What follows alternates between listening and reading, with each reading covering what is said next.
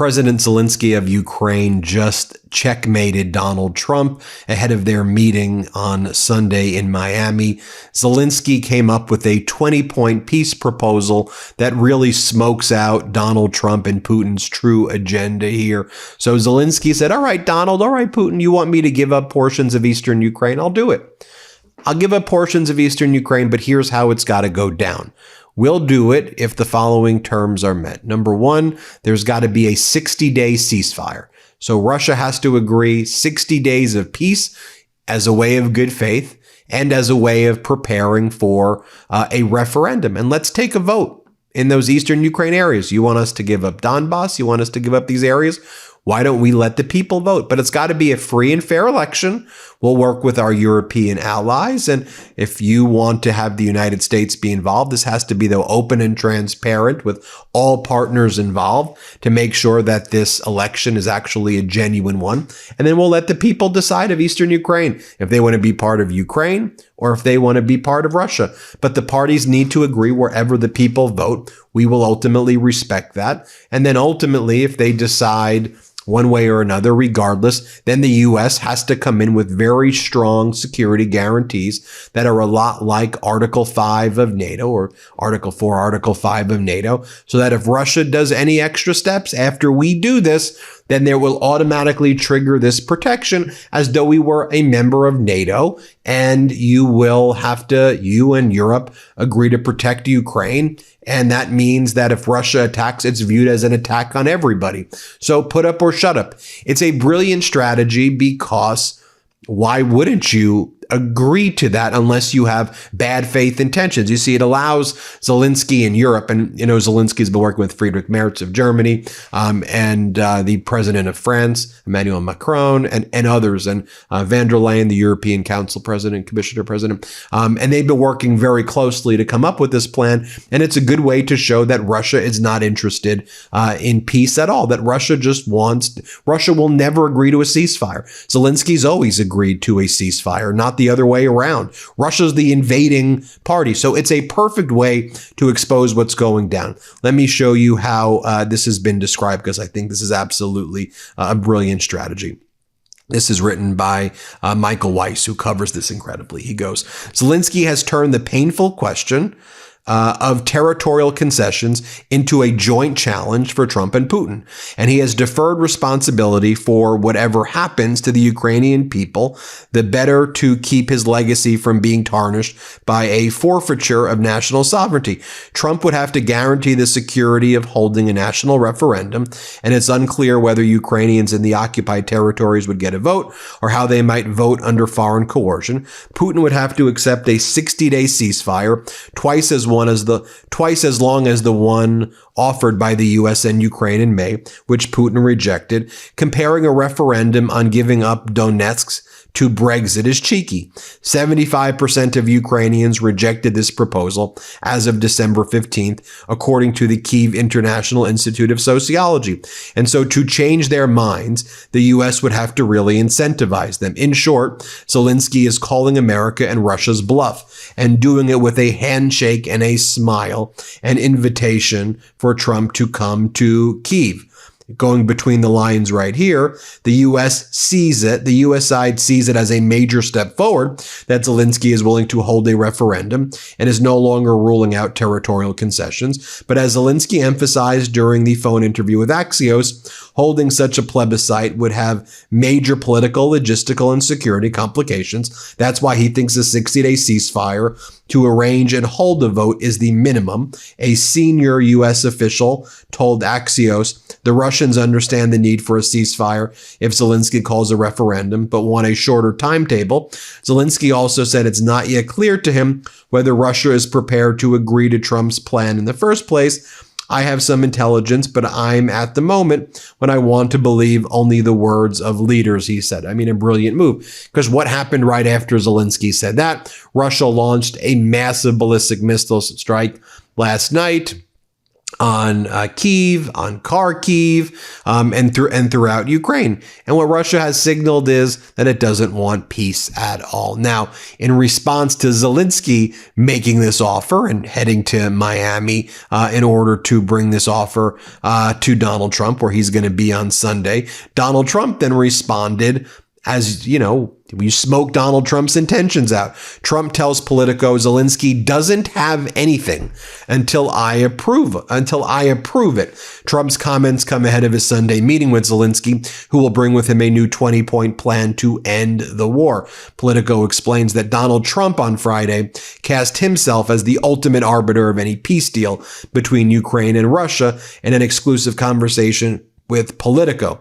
Ukrainian President Zelenskyy is expected to bring to Trump on Sunday the new 20-point plan for peace that he worked with the Europeans. The framework includes a proposed demilitarized zone, and the meeting is expected to focus on U.S. security guarantees. But in an interview, Trump appeared lukewarm to Zelensky's latest overture and in no rush to endorse the Ukrainian president's proposal. Politico writes, quote, "He doesn't have anything until I approve it," Trump said, "so we'll see what he's got." The president's comments underscore the degree to which Ukraine's fate rests on convincing Trump that it is conceding enough to satisfy a president who at times has appeared inclined to lean toward Russia if it means an end to the war. Russia has moved very little from its maximalist position and has not reacted to the latest proposal. The U.S., meanwhile, has pushed Zelenskyy to move off his original demands, and Trump has often seemed to lose patience with the haggling. Zelenskyy made a video of himself where he says the following: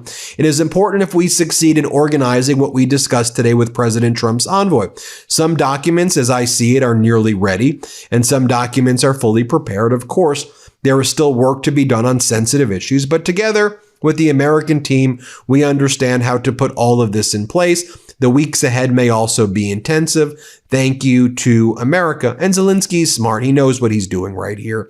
He knows that when it comes to what the Trump regime is doing, he knows that when it comes to what Steve Witkoff wants, that they're looking to force Ukraine to surrender. So you have Zelenskyy out there, again, outmaneuvering Trump and doing it with a smile on his face, working hand in hand with Europe. Here's what he said about his conversations with the Chancellor of Germany, Friedrich Merz. Zelenskyy writes, "I spoke with Chancellor Merz.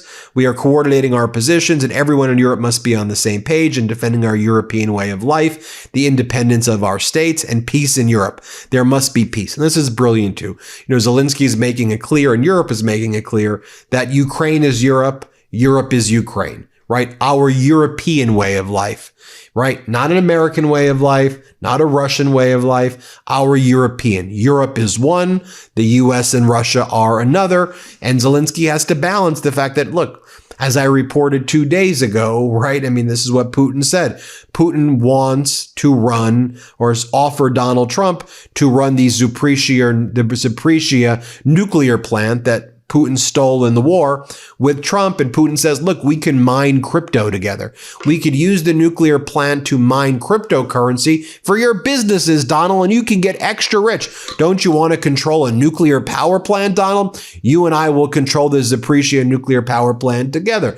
So you have Putin saying that. Look, I've been reporting, 2-3 days ago, and then consistently Putin's right hand, the foreign minister, Sergei Lavrov, their envoy and the head of the Russian Sovereign Fund, Kirill Dmitriev, Yuri Yushakov, the ambassador to the UK, Peskov, the PR flack for Putin. All of them have been very clear that they want full surrender. They want all of eastern Ukraine. They don't want to make a deal with Ukraine. They say that they call it their special operation continues until they reclaim their territorial lands, or their national historical territorial lands. They basically call Ukraine a fake state, an artificial state that belongs to Russia.